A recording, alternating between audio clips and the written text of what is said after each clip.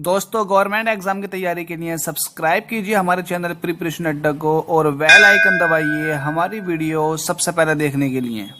Hello दोस्तों, एक बार फिर से आपका स्वागत है हमारे चैनल प्रिपरेशन अड्डा के अंदर। दोस्तों, अगर आप पहली बार हमारी वीडियो देख रहे हैं तो प्लीज रेड बटन है सब्सक्राइब का, उसको हिट कर दें और हमारा चैनल सब्सक्राइब कर लें। और मैं स्टार्ट करने वाला हूं ल्यूसेंट का चैप्टर नंबर 2 मोशन के बारे में।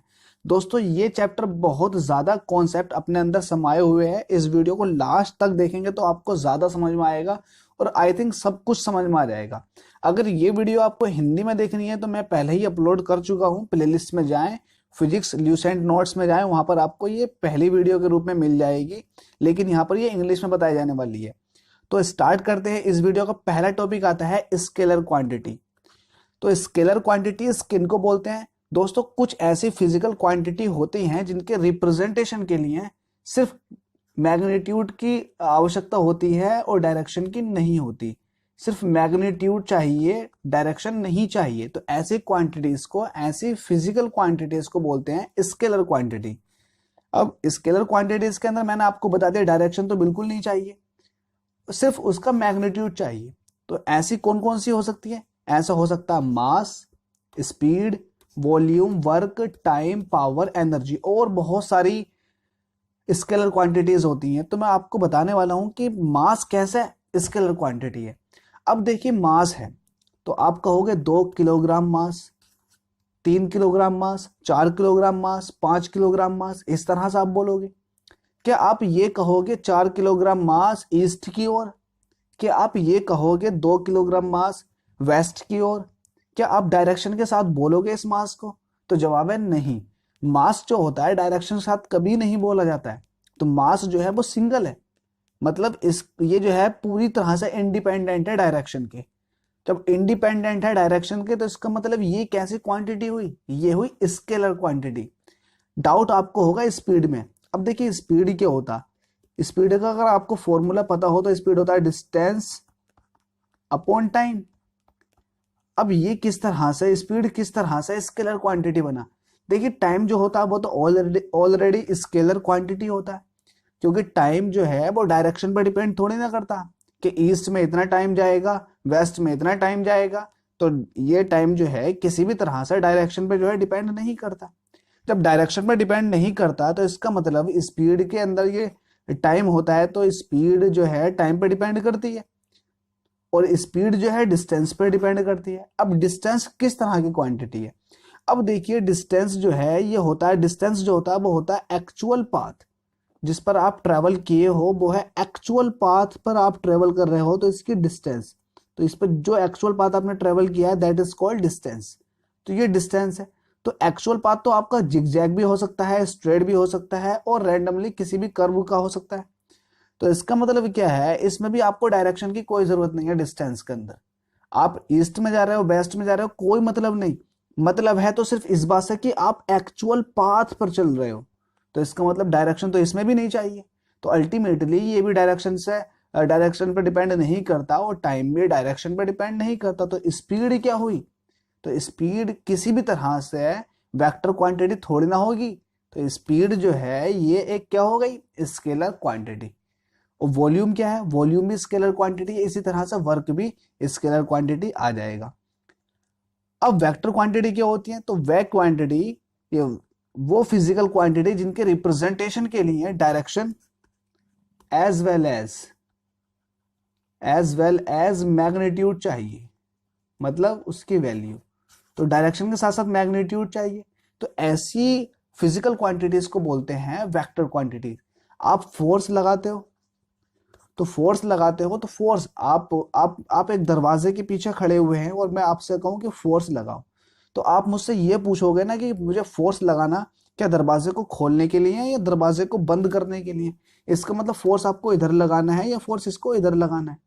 तो आपने अल्टीमेटली मुझसे डायरेक्शन पूछी कि दरवाजा बंद करूं या दरवाजा खोलूं। तो इसका मतलब फोर्स जो है या तो इधर को लगाना है या फिर इधर को लगाना है। तो अल्टीमेटली आप मुझसे डायरेक्शन पूछ रहे हैं ना। तो ऐसी फिजिकल क्वांटिटी जिसके रिप्रेजेंटेशन के लिए आपको direction as well as magnitude दोनों की रिक्वायरमेंट पड़ती है, that is called vector quantity. और ये वेक्टर क्वांटिटी जो होती है, जितनी भी वेक्टर क्वांटिटी होती है, ये वेक्टर के ट्रायंगल लॉ को फॉलो करती है। और जो वेक्टर क्वांटिटी, कुछ ऐसी क्वांटिटी भी होती हैं जिनके अंदर मैग्नीट्यूड भी होता है और डायरेक्शन भी होती है, लेकिन वो जो है वेक्टर लॉ को फॉलो नहीं करती ट्रायंगल एडिशन के। तो ऐसी क्वांटिटी को बोलते हैं टेंसर क्वांटिटी। जैसे कि करंट, अब देखिए करंट के अंदर तो डायरेक्शन भी होती है कि करंट इस डायरेक्शन में चल रहा है। वायर के अंदर करंट की डायरेक्शन फिक्स होती है, या तो इधर चलेगा या फिर इधर चलेगा, एक ही डायरेक्शन में चलेगा। तो इसका मतलब डायरेक्शन भी है और उसके पास उसकी वैल्यू भी है, कितने एम्पियर का करंट है। लेकिन फिर भी ये एक टेंसर क्वांटिटी है, ये वेक्टर क्वांटिटी क्यों नहीं हुआ? ये वेक्टर क्वांटिटी इसीलिए ही नहीं हुआ क्योंकि इसने ट्रायंगल लॉ को फॉलो नहीं किया, वेक्टर एडिशन का ट्रायंगल लॉ को फॉलो नहीं किया। तो प्रॉपर ट्रायंगल लॉ को फॉलो करना चाहिए, डायरेक्शन होनी चाहिए एंड उसका मैग्नीट्यूड होना चाहिए, that is called vector quantity. Otherwise tensor quantity में जाएगा या फिर स्केलर क्वांटिटी में। अब डिस्टेंस बता चुका हूं, डिस्टेंस क्या होती है, डिस्प्लेसमेंट क्या होता है। डिस्टेंस क्या होता है, एक्चुअल पाथ होता है, और जबकि डिस्प्लेसमेंट क्या होता है, डिस्प्लेसमेंट के बारे में थोड़ा समझ लेते हैं। डिस्प्लेसमेंट होता है आप पहले कहां थे और लास्ट में कहां पर पहुंचे। सपोज दैट आप इस तरह से गए, इस तरह से गए, इस तरह से गए, इस तरह से गए, और आप यहां आकर रुके। तो जो आप इस पाथ पर चलते हुए गए हो तो अल्टीमेटली ये तो होगा डिस्टेंस। लेकिन आप यहां पहुंचे, ये बी पोजीशन, तो मैं देखूंगा फर्स्ट पोजीशन से सेकंड पोजीशन ये रही आपकी। तो ये जो है, ये जो मैं एरो से दिखा रहा हूं, ये आपका आ गया डिस्प्लेसमेंट। डिस्प्लेसमेंट जो होता है वो ये देखता है कि आप फर्स्ट कहां थे और सेकंड कहां थे। तो डिस्प्लेसमेंट जो है ये शॉर्टेस्ट डिस्टेंस है, आप ये भी कह सकते हो। तो डिस्प्लेसमेंट आपको ये बताता है कि आप पहले कहां थे और लास्ट में कहां। ये नहीं देखता कि आप कौन सा पाथ फॉलो करते हुए गए हैं, बस आपको फर्स्ट पोजीशन पे देखता है और सेकंड पोजीशन, उन दोनों के बीच की जो ये आ रहा है, ये डिस्टेंस आ रहा है ना, यही डिस्प्लेसमेंट है। तो इसका मतलब डिस्प्लेसमेंट तो जीरो भी हो सकता है। जी हाँ, बिल्कुल जीरो हो सकता है। सपोज दैट आप एक सर्कुलर ट्रैक पर घूमते हुए आए और वहीं आकर रुक गए, तो यही आपका फर्स्ट पॉइंट है, यही आपका लास्ट पॉइंट है। तो क्या आपने डिस्प्लेसमेंट ट्रैवल किया? तो जवाब है नहीं। क्यों? क्योंकि डिस्प्लेसमेंट होता क्या है, डिस्प्लेसमेंट होता है final position minus initial position. अब दोनों ही सेम है, फाइनल पोजीशन भी यही है और इनिशियल पोजीशन भी यही है। तो क्या कोई डिस्प्लेसमेंट हुआ? नहीं हुआ, डिस्प्लेसमेंट नहीं हुआ। ऑल्दो डिस्टेंस आपने ट्रैवल किया, क्योंकि डिस्टेंस जो है वो एक्चुअल पाथ है। अब इस तरह का क्वेश्चन मैं और बताता हूं, बहुत अच्छा बहुत जबरदस्त कॉन्सेप्ट है डिस्प्लेसमेंट का। अब सपोज दैट आप यहां हैं ए पोजीशन पर और आप एक सर्कल की आर्क पर चलते हुए आप यहां पहुंचे। इस सर्कल की आर्क है, आप चलते हुए यहां पहुंचे, तो आपसे पूछा जाए कि आप बी पोजीशन पर पहुंचे, ठीक है। तो ये बी पोजीशन पर पहुंचे तो आप बताइए डिस्प्लेसमेंट कितना हुआ और डिस्टेंस कितनी हुई। तो डिस्टेंस तो ये ट्रेवल किया आपने एक्चुअल पाथ, और ये 2πr का हाफ करेंगे, 2πr होता है सरकमफरेंस, तो उसका आपने आधा हिस्सा ट्रेवल किया है, तो 2πr का आधा कितना हो जाएगा, πr। तो πr आ गया डिस्टेंस, और ये क्या है, ab, ये आ गया डिस्प्लेसमेंट जो कि डायमीटर के बराबर होगा। तो ये आपने समझ लिया अच्छे से। अब देखते हैं स्पीड के बारे में। तो स्पीड क्या है, स्पीड एक स्केलर क्वांटिटी में ऊपर बता चुका हूं। और वहीं अगर वेलोसिटी की बात की जाए तो वेलोसिटी के अंदर आ जाएगा डिस्टेंस की जगह डिस्प्लेसमेंट, टाइम तो वैसे का वैसे ही रहना है। तो डिस्प्लेसमेंट की वजह से वेलोसिटी क्या बन गई, वेक्टर क्वांटिटी। तो अच्छे समझ पा रहे होंगे आप। और दोनों का यूनिट स्पीड हुआ या फिर वेलोसिटी हुआ, इन दोनों का यूनिट मीटर पर सेकंड है, जो कि एक ड्राइव्ड यूनिट है। अब अगला देखते हैं। अब ये भी बहुत ज्यादा इंपॉर्टेंट है, एक्सेलरेशन क्या होता है। देखो एक्सेलरेशन बच्चे समझ नहीं पाते हैं, रट लेते हैं। तो एक्सेलरेशन को मैं आपको थोरली डीप लेवल से आपको समझाने वाला हूं, आपको बस ध्यान से सुनना है और उसको फॉलो करना है। तो एक्सेलरेशन क्या है, एक्सेलरेशन एक्चुअली होता क्या है, जब वेलोसिटी में चेंजेस आता है, जब वेलोसिटी में चेंजेस आता है तो इसका मतलब ये हुआ कि आपने वेलोसिटी को बढ़ा दिया या वेलोसिटी को घटा दिया, दो ही बातें हो सकती है। तो वेलोसिटी में चेंजेस तभी आएगा जब आपने वेलोसिटी को या तो इंक्रीज किया होगा या फिर वेलोसिटी को आपने डिक्रीज किया होगा। तो वेलोसिटी में चेंज किया आपने, और ये कितने टाइम में आपने चेंज किया, तो वेलोसिटी में चेंज अपॉन टाइम, इसके रेशियो को क्या बोलते हैं, एक्सेलरेशन बोलते हैं। अल्टीमेटली बात ये हो गई कि अगर आपकी वेलोसिटी अभी फिलहाल में 10 मीटर पर सेकंड थी और आपने तुरंत उसकी स्पीड बढ़ा दी और वेलोसिटी कर दी, उसकी वेलोसिटी कर दी 30 मीटर पर सेकंड की 1 सेकंड के अंदर अंदर, तो एक्सेलरेशन कितना हुआ, एक्सेलरेशन कितना हुआ, एक्सेलरेशन होगा चेंज इन वेलोसिटी, वेलोसिटी में चेंज कितना आया, फाइनल हो गए 30, इनिशियल थी 10, तो इसका मतलब 20 का चेंज आ गया कितने सेकंड में, 1 सेकंड में। ये हो गया मीटर पर सेकंड स्क्वायर, इसका यूनिट होता है। तो 20 मीटर पर सेकंड स्क्वायर क्या हो गया, एक्सेलरेशन। तो एक्सेलरेशन का 20 मीटर पर सेकंड स्क्वायर हो गया। इसका मतलब ये है कि हर अगले सेकंड में 20 मीटर वेलोसिटी इंक्रीज कर जाएगी। जो मैंने लाइन बोली है इसको लिख लें और बहुत डीपली सोचें। मैंने क्या कहा, मैंने ये कहा कि एक्सीलरेशन का मतलब ये होता है कि पर सेकंड जो वेलोसिटी है उसके अंदर फिक्स्ड इंक्रीमेंट होगा जितना दिया हुआ होगा एक्सीलरेशन। सपोज दैट आपके पास 10 मीटर पर सेकंड की आपकी वेलोसिटी है और एक्सीलरेशन दे रखा 20, तो एक्सीलरेशन का मतलब ये है कि अब अगले सेकंड में जो वेलोसिटी होने वाली है तुम्हारी 20 ऐड होकर कितनी हो जाएगी, 30 हो जाएगी, 30 मीटर पर सेकंड। फिर उससे अगले सेकंड में जो वेलोसिटी होने वाली है फिर 20 ऐड हो जाएगा और हो जाएगा 50 मीटर पर सेकंड। फिर उससे अगले सेकंड में अगर एक्सीलरेशन फिक्स्ड है, उससे अगले सेकंड में 50 में फिर से 20 जोड़ दीजिए, हो जाएगा 70 मीटर पर सेकंड। तो इसी तरह से वेलोसिटी लगातार इंक्रीज करती चली जाएगी। कब तक करती चली जाएगी, जब तक आपने acceleration 20 metre per second square कर रखा है। अगर आप एक्सीलरेशन चेंज करोगे तो ये वेलोसिटी जो इंक्रीज हो रही है, तो हो सकता है ये आपने अगर डी एक्सीलरेशन कर दिया तो हो सकता है ये वेलोसिटी घटनी हो जाए शुरू। तो ये आपके एक्सीलरेशन पर डिपेंड करता। तो आई थिंक आपको एक्सीलरेशन की डीप स्टडी हो गई होगी, मजा आ गया होगा एक्सीलरेशन को। तो एक्सीलरेशन क्या है, change in velocity upon time. Change in velocity है वेक्टर क्वांटिटी, तो एक्सीलरेशन भी क्या होगा, वेक्टर क्वांटिटी। तो एक्सीलरेशन एक वेक्टर क्वांटिटी है जिसके रिप्रेजेंटेशन के लिए direction as well as magnitude दोनों की आवश्यकता होती है। इसका unit metre per second square है। देखिए आपने वेलोसिटी का करा मीटर पर सेकंड, तो बस एक्सीलरेशन का निकालना तो मीटर पर सेकंड स्क्वायर कर दीजिए, हो जाएगा एक्सीलरेशन का। तो आपको किसी तरह का कोई डाउट नहीं रखना है। अब आता है सर्कुलर मोशन। तो सर्कुलर मोशन से भी नहीं घबराना। जितनी अच्छी तरह से मैंने आपको एक्सीलरेशन के बारे में बता रखा, तो सर्कुलर मोशन भी बहुत इजीली समझा दूंगा। सपोज दैट आपके पास ये सर्कल है, तो जब कोई ऑब्जेक्ट या फिर कोई भी व्हीकल या फिर आप खुद एक सर्कुलर पाथ पर आप मूव करते हैं इस तरह से, तो इस तरह से मूव कर रहे हैं आप, इधर से इधर को, इधर से इधर को मूव कर रहे हैं। तो अगर आप इस तरह से मूव करते हैं, एक सर्कल को फॉलो करते हुए मूव करते हैं, चलते हैं उस पर, तो ये आपकी मोशन कहलाती है सर्कुलर मोशन। तो सर्कुलर मोशन में क्या होता है, ऑब्जेक्ट जो है वो यूनिफॉर्म स्पीड से मूव कर भी सकता है और यूनिफॉर्म स्पीड से मूव ना भी कर सकता है। तो दोनों हो सकते हैं, यूनिफॉर्म स्पीड भी हो सकती है और नॉन यूनिफॉर्म स्पीड भी हो सकती है। लेकिन अगर वेलोसिटी की बात की जाए, तो यूनिफॉर्म का मतलब आप समझते हो ना, यूनिफॉर्म का मतलब ये होता है कि आपकी स्पीड में किसी तरह का कोई वेरिएशन नहीं आ रहा। और नॉन यूनिफॉर्म का मतलब यह है कि हर सेकंड में आपकी स्पीड में जो है वेरिएशन आ रहा है। तो दोनों में आपको फर्क समझना है। और इसमें जब यूनिफॉर्म स्पीड होने के बाद भी अगर सर्कुलर पाथ पर आप मूव कर रहे हैं तो एक्सीलरेशन होगा। एक्सीलरेशन क्या होगा, एक्सीलरेशन होगा, आपके पास एक्सीलरेशन होगा।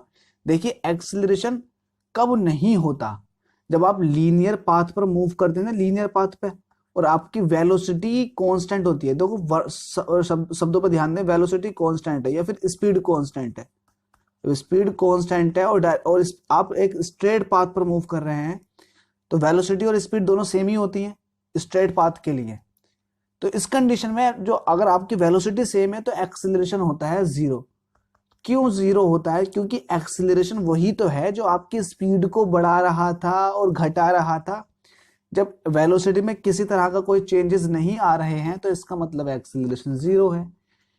तो ये तो है एक लीनियर मोशन की बात। लेकिन अगर बात की जाए सर्कुलर मोशन की, तो सर्कुलर मोशन में स्पीड तो बिल्कुल यूनिफॉर्म हो सकती है, मतलब सेम हो सकती है, लेकिन वेलोसिटी कभी भी सेम नहीं हो सकती, क्योंकि वेलोसिटी डायरेक्शन पर डिपेंड करती है। तो यहाँ डायरेक्शन कुछ और होगी अगर मूव कर रही है, तो यहाँ जाएगी तो डायरेक्शन कुछ और होगी, यहाँ जाएगा तो कुछ और डायरेक्शन होगी, यहाँ जाएगा तो कुछ और डायरेक्शन होगी। तो डायरेक्शन लगातार चेंज होती रहती है।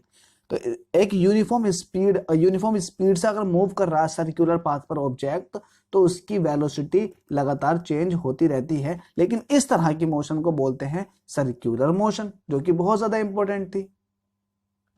अब अगला टॉपिक आता है एंगुलर मोशन। जब एंगल के रूप में मोशन की जा रही हो, तो ये भी एक सर्कुलर मोशन का एक अच्छा सा एग्जाम्पल है, जीता जागता। अब देखते हैं इसमें क्या है। ये भी मैं आपके लिए बहुत ज्यादा इजी कर दूंगा, बिल्कुल घबराने की जरूरत नहीं है फिजिक्स के अंदर जब तक मैं आपके साथ हूं। तो एंगुलर मोशन की बात करते हैं।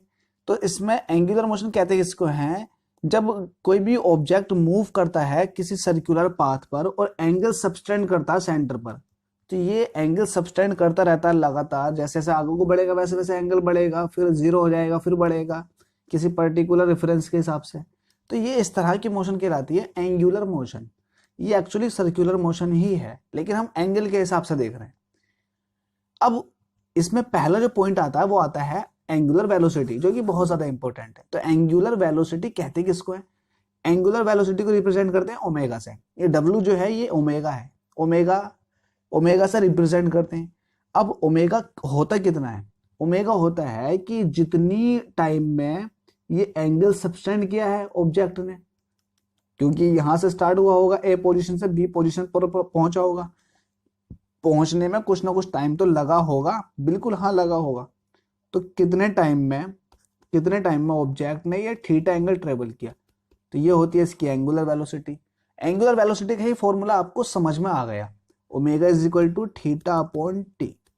अब मैं बात करूं कि ये ऑब्जेक्ट ए पोजीशन से गया, फिर घूमता घूमता घूमता घूमता खुद ए पोजीशन पर आ गया, तो इसका मतलब इस ऑब्जेक्ट ने एक रिवॉल्यूशन कंप्लीट कर लिया अपना। तो एक रिवॉल्यूशन कंप्लीट करने में जो एंगल होता है वो होता है 2 पाई। 2 पाई की अगर वैल्यू निकालोगे तो 360। तो 360 एंगल को ने ट्रेवल कर लिया। तो मैं इसको अगर रिप्रेजेंट करूं इस तरह की फॉर्म में, तो देखो कितनी आसानी से कर देंगे, क्योंकि omega is equal to theta upon T होता है। वन रिवॉल्यूशन कंप्लीट करने में जो टाइम लगता है उसको बोलते हैं टाइम पीरियड, जो कि कैपिटल टी से रिप्रेजेंट करते हैं। अरे भाई, एक सर्कल या फिर एक रिवॉल्यूशन कंप्लीट करने में जितना वक्त लगता है उसको बोलते हैं टाइम पीरियड। अब एक रिवॉल्यूशन कंप्लीट करने में एंगुलर वेलोसिटी या फिर सर्कुलर पाथ पर जो एंगल ट्रेवल किया गया है, थीटा ट्रेवल किया गया है 2 पाई।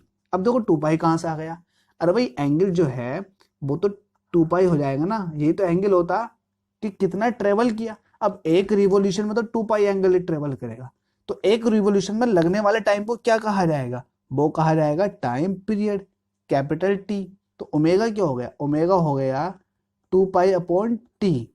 बस आपको ये याद रखना है। अब चूंकि 1/t जो होता है वो होता है फ्रीक्वेंसी के n के बराबर।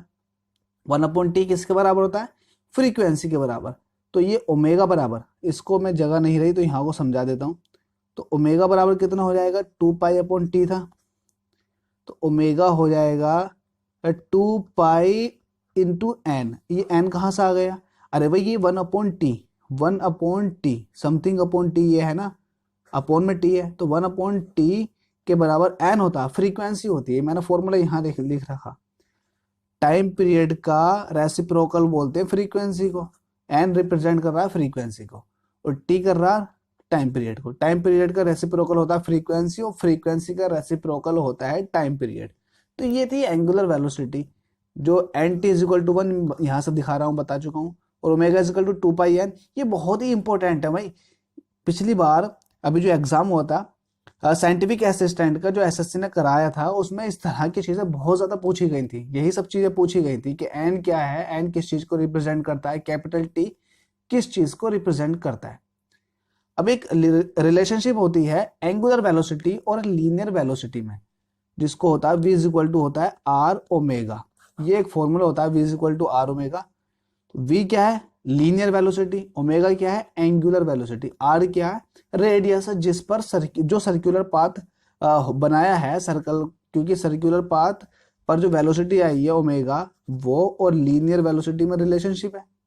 तो लीनियर वेलोसिटी और सर्कुलर वेलोसिटी में ये रिलेशनशिप आई है v is equal to R omega, जहां पर ओमेगा जो है ये एंगुलर वेलोसिटी है, v क्या है लीनियर वेलोसिटी है, r क्या है ये रेडियस है सर्कुलर पाथ की। तो ये था पूरा का पूरा सर्कुलर मोशन के बारे में। अब पढ़ते हैं न्यूटन्स लॉ ऑफ मोशन, जो कि बहुत ही प्यारे हैं, बहुत ही मजेदार हैं। तो इनको देखते हैं। अब न्यूटन जो थे वैज्ञानिक, उनको माना जाता है फिजिक्स का पिता, उनको फिजिक्स का पिता माना जाता है। उन्होंने एस्टैब्लिश किया था laws of motion in his book Principia, अपनी पुस्तक प्रिंसिपिया के अंदर 1667 के अंदर उन्होंने इन न्यूटन्स लॉ ऑफ मोशन को इंक्लूड किया था। इनको फादर ऑफ फिजिक्स कहते हैं। तो फादर ऑफ केमिस्ट्री लैवोजिए है, और यही फादर ऑफ फिजिक्स की बात की जाएगी तो वो न्यूटन जी हैं। अब न्यूटन ने फर्स्ट लॉ क्या दिया था, तो उनके फर्स्ट लॉ को समझ लेते हैं अच्छे से। तो न्यूटन ने फर्स्ट लॉ के अकॉर्डिंग मैं आपको बता देता हूँ। देखो, आपको फिजिकली बताता हूँ, आप थोड़ा मेंटली सोचें और एकदम याद हो जाएगा। कोई भी ऑब्जेक्ट, सपोज दैट मैंने ये ऑब्जेक्ट बना दिया बॉक्स, कोई भी ऑब्जेक्ट तब तक रेस्ट में रहेगा जब तक उस पर मैं कोई फोर्स ना लगा दूं। ओबियस है, आप बैठे हैं, आपको जब तक कोई पीछे से धक्का नहीं लगाएगा आप नहीं हटोगे।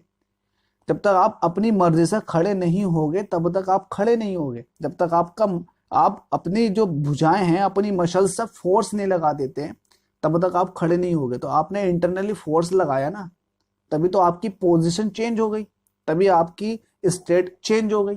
तो इसका मतलब क्या हुआ, किसी भी ऑब्जेक्ट की स्टेट चेंज करने में, उसकी पोजीशन चेंज करने में, चाहे वो मोशन में हो या वो स्टेट ऑफ रेस्ट में हो, तो उसकी पोजीशन चेंज करने में जो पोजीशन चेंज की जाती है वो की जाती है फोर्स के थ्रू।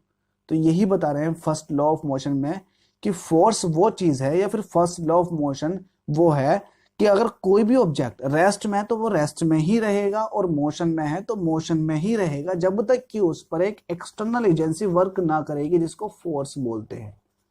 तो ये एक्सटर्नल एजेंसी क्या है, ये फोर्स है। अब देखिए, कोई भी ऑब्जेक्ट है, उस पर फोर्स लगा रहे हैं तो वो अपनी पोजीशन के चेंज होने का अपोज करता है ना, तो उसी को बोलते हैं लॉ ऑफ इनर्शिया। और ये फर्स्ट लॉ ऑफ मोशन जो है वो लॉ ऑफ इनर्शिया का ही रूप है, या यूं कहें कि ये लॉ ऑफ इनर्शिया भी है, जो कि गैलीलियो ने पहले ही दे दिया था। तो इसको बोलते हैं गैलीलियो लॉ और लॉ ऑफ इनर्शिया। किसको, फर्स्ट लॉ ऑफ मोशन को लॉ ऑफ इनर्शिया भी बोलते हैं, या फिर गैलीलियो लॉ भी बोलते हैं। आपको अच्छे समझ आ गया। अब देखते हैं दूसरा बहुत ज्यादा इंपॉर्टेंट है, जिसकी वजह से F is equal to M A की बना फॉर्मूला जो बना F is equal to M A, वो सेकंड लॉ ऑफ मोशन से ही बना है, न्यूटन सेकंड लॉ। अब न्यूटन सेकंड लॉ में क्या था, न्यूटन ने कहा rate of change of momentum is called force. Newton ने ये कहा था rate of change of momentum is called force.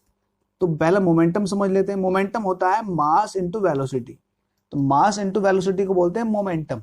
अब जब मास है और मोशन हो रही है तो मोमेंटम होगा ही होगा। अगर किसी ऑब्जेक्ट के अंदर मोशन हो रही है तो उसके अंदर मोमेंटम है, तो उसका मोमेंटम चेंज हुआ तो जाहिर सी बात है वेलोसिटी चेंज हो रही होगी, तो कुछ ना कुछ फोर्स लग रहा होगा ना अंदर से, जिसकी वजह से वेलोसिटी चेंज हो रही होगी। तो वो फोर्स के ही डायरेक्टली प्रोपोर्शनल होता है मोमेंटम में चेंज। तो फोर्स के डायरेक्टली प्रोपोर्शनल होता है चेंज इन मोमेंटम। तो इसको बोलते हैं डी एम वी। डी मतलब चेंज, एम वी मतलब मोमेंटम में, अपॉन टी। अब देखिए एफ इज इक्वल टू हो जाएगा M D V over D T, और D V over D T को बोलते हैं एक्सिलरेशन। तो एफ इज इक्वल टू हो जाएगा एम इंटू ए।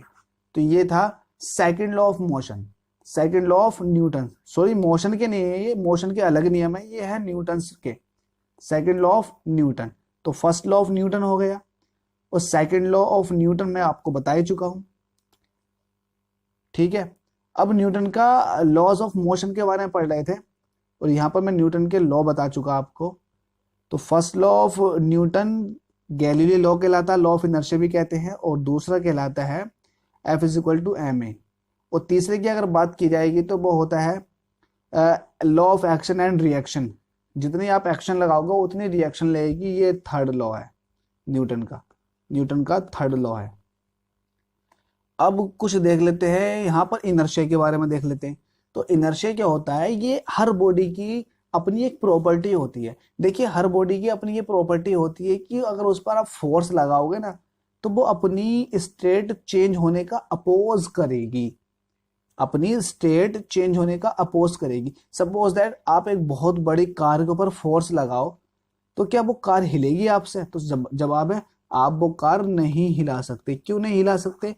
क्योंकि वो कार एक अपोज कर रही है अपनी पोजीशन चेंज होने का। तो इसी को कहा गया है इनर्शिया। इनर्शिया जो होता है जनरली डिपेंड करता है मास पर, जिसका मास ज्यादा उसका इनर्शिया भी ज्यादा। आगे देखते हैं। अब Newton's first law of motion से तो आपको पता लग ही गया होगा कि वहां से फोर्स के एग्जिस्टेंस के बारे में बताया गया। और फोर्स क्या होता है? फोर्स वही है जिसकी वजह से पोजीशन चेंज हो रही है। मोमेंटम के बारे में आपको बता चुका हूं। और ये जो है एक तरह की वेक्टर क्वांटिटी है मोमेंटम। इसका मास इनटू वेलोसिटी होता है। जब किसी भी ऑब्जेक्ट के अंदर मोशन हो रही है तो जाहिर सी बात है ऑब्जेक्ट तो मास तो होगा ही होगा उसके अंदर। तो आप डायरेक्ट ये भी कह सकते हैं कि इसके पास इसका अपना मोमेंटम है। आगे देखते हैं इंपॉर्टेंट चीज को।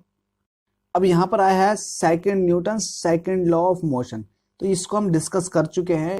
F is equal to M A का एग्जिस्टेंस यहीं से निकल कर आया था, F is equal to M A का।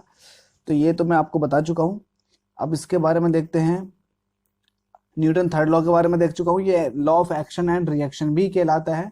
जैसे कि अगर आप बंदूक से अगर आप जो है फायरिंग कर रहे हैं तो आपको बंदूक जो है पीछे की ओर को झटका लगाती है। वो क्यों लगाती है? क्योंकि जितना आप एक्शन आगे को लगा रही है बंदूक की गोली, उतना ही अब पीछे को क्या लगाएगी? फोर्स लगाएगी। आगे देखते हैं।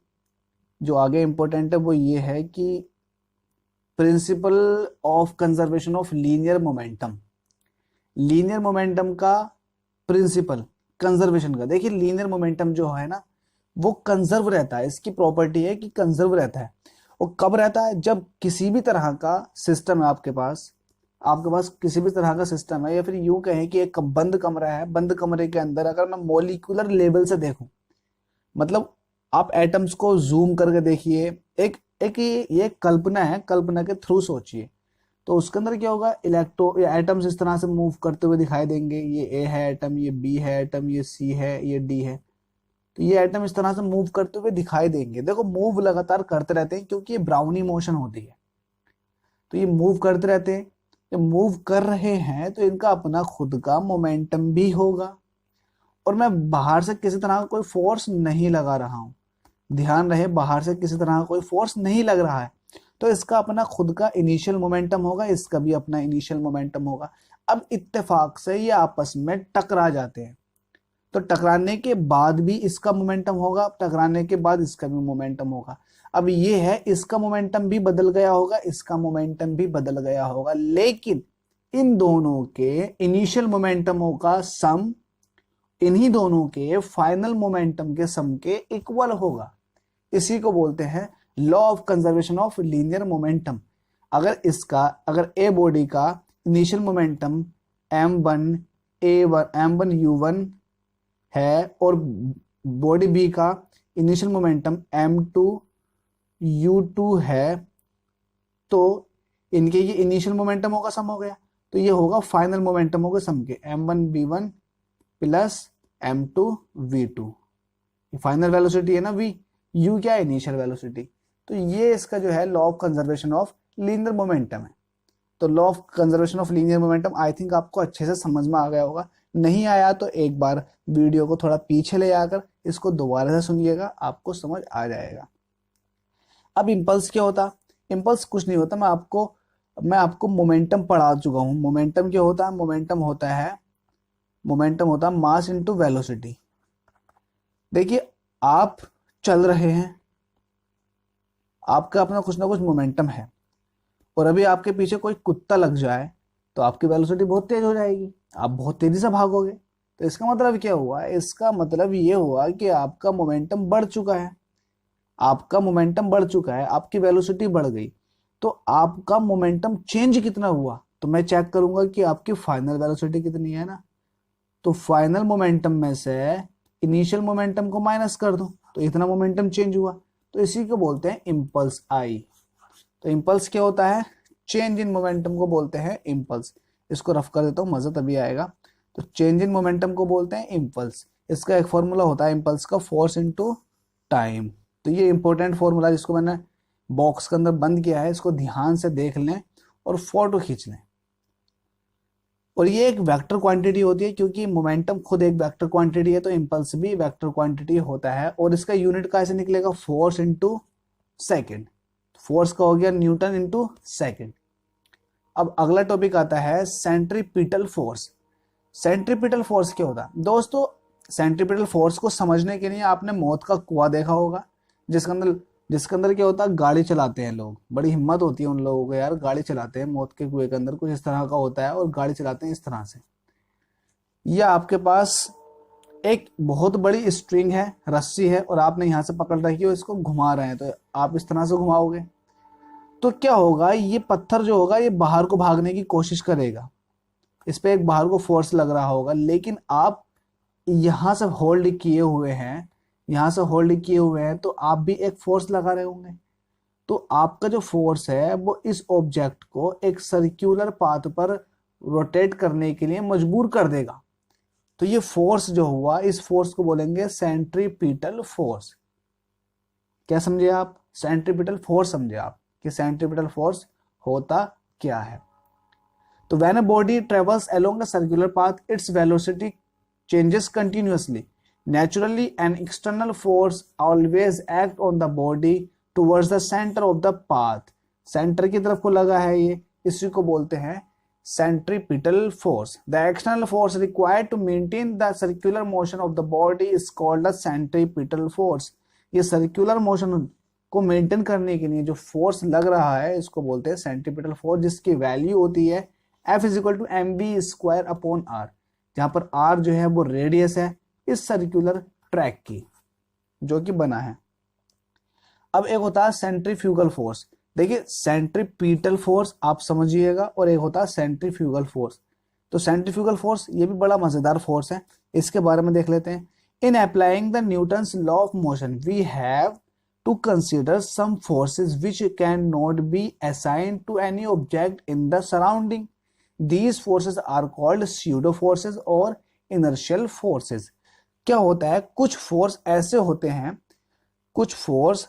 होते हैं कि हमें फील भी नहीं होता, लेकिन हम पे वो फोर्स एक्ट करते हैं। जब हम सर्कुलर ट्रैक पर मूव करते हैं तो कुछ फोर्स ऐसे होते हैं जो हम पर लगते हैं, जो हमको खुद को सर्कुलर मोशन पर चलने के लिए मजबूर कर देते हैं। तो ऐसे फोर्स को कहा जाता है स्यूडो फोर्स या फिर इनर्शियल फोर्स। ये इनर्शियल फोर्स होते हैं जो एक सेंट्रीफ्यूगल फोर्स जिनको कहा जाता है। तो सेंट्रीफ्यूगल फोर्स कुछ नहीं है, ये एक स्यूडो फोर्स है, एक बहुत बहुत कम वैल्यू वाले फोर्स है, ये बहुत ही कम वैल्यू वाले फोर्स, बिल्कुल कम वैल्यू वाले फोर्स है। जैसे कि क्रीम सेपरेट करते हैं आप, तो इसको मैं आपको ऐसा समझाता हूँ कि आपके दिमाग के अंदर बैठ जाएगा कि आपके पास एक जो है, सपोज दैट आपके पास एक ये ट्यूब है, टेस्ट ट्यूब है, आपने देखी होगी कांच की टेस्ट ट्यूब है, इसके अंदर आपने कुछ दूध भर दिया, इसके अंदर मिल्क भर दिया। अब मिल्क क्या है? मिल्क एक हेट्रोजीनियस मिक्सचर है। अब क्या होगा, जब आप इस ट्यूब को एक सेंट्रीफ्यूज डिवाइस होती है उसके अंदर रख दोगे, तो सेंट्रीफ्यूज के अंदर यहाँ रखा और सेंट्रीफ्यूज को आप घुमा दो बहुत तेजी से। जब सेंट्रीफ्यूज घूमेगा तो ये हमारे पास मिल्क की शीशी थी, इसके अंदर क्या होंगे, हैवी पार्टिकल भी होंगे और लाइट पार्टिकल भी होंगे। तो हैवी पार्टिकल क्या होंगे, इस तरफ को भागने की कोशिश करेंगे क्योंकि ये फ्री है इसके अंदर। तो क्या होगा, कुछ देर बाद जब ये बहुत तेजी से घूमकर शांत हो जाएगा, रुक जाएगा, तो हम देखेंगे कि यार हैवी पार्टिकल हो गए नीचे, बिल्कुल काला काला हो गया नीचे, और ऊपर बिल्कुल सफेद सफेद हो गया। तो इसका मतलब क्या हुआ, हैवी पार्टिकल तो आ गए यहाँ को, और जो लाइट पार्टिकल थे वो आ गए ऊपर। क्यों?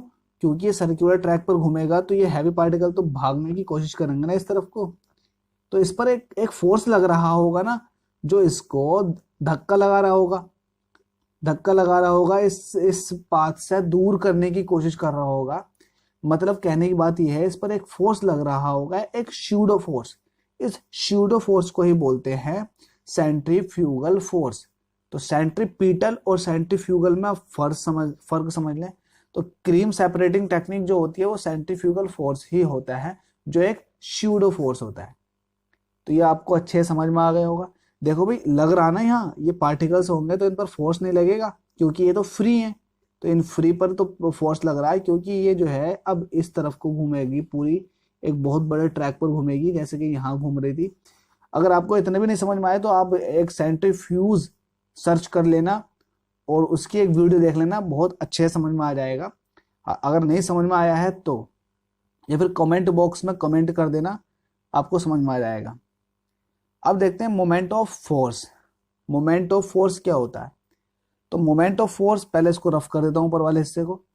मोमेंट ऑफ फोर्स क्या होता है इसके बारे में देखना है। तो the rotation effect of a force on a body and axis of rotation, जो axis of rotation is describe in the terms of moment of force. ये आपको लैंग्वेज समझ में नहीं आई होगी तो मैं आपको समझा देता हूं। सपोज दैट आपके पास एक रोड है, ये रोड है, आपके पास रोड है, आपने यहां पर फोर्स लगा दिया, आपने यहां पर फोर्स लगाया तो क्या होगा, ये रोड घूम जाएगी, कुछ इस तरह से हो जाएगी। रोड की नई पोजीशन कुछ इस तरह से होगी ना। तो रोड घूमी, इसके रिस्पेक्ट में ऐसे घूमने की कोशिश कर रही है रोड। जब घूमने की कोशिश कर रही है तो ये फोर्स इस रोड को घुमाने की कोशिश कर रहा है, ये रोटेशनल इफेक्ट दे रहा है, तो इसको बोलते हैं मोमेंट ऑफ फोर्स।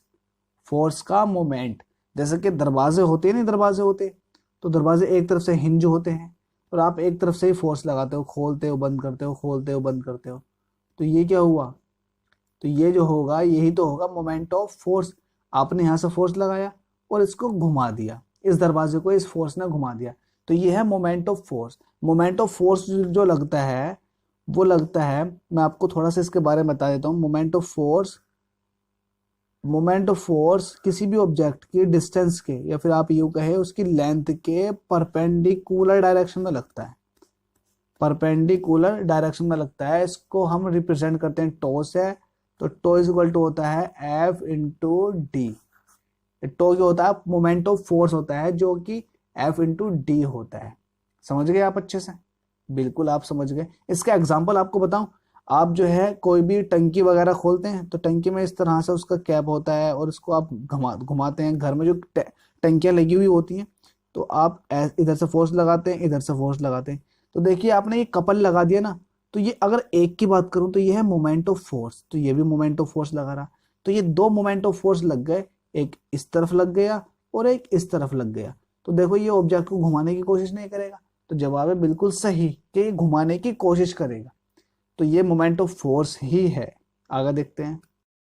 अब मोमेंटम के बारे में हम देख चुके हैं। मोमेंटम क्या होता है, force into moment of arc. Suppose that आपके पास, अगर ये आपके पास दरवाजा है तो दरवाजे पर आप यहाँ फोर्स लगा रहे हैं, फोर्स आपने लगाया यहाँ, तो यहाँ से रोटेशन स्टार्ट होगा ना, ये तो फिक्स्ड है ना, तो यहाँ से रोटेशन स्टार्ट होगा क्योंकि यहाँ कब्जे लगे हुए होते हैं।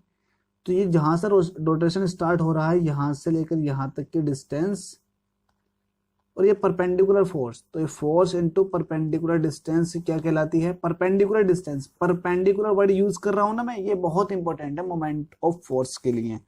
तो perpendicular distance, force into perpendicular distance क्या कहलाता है, ये कहलाता है मोमेंट ऑफ फोर्स। ये वेक्टर क्वांटिटी है and its unit is newton into metre.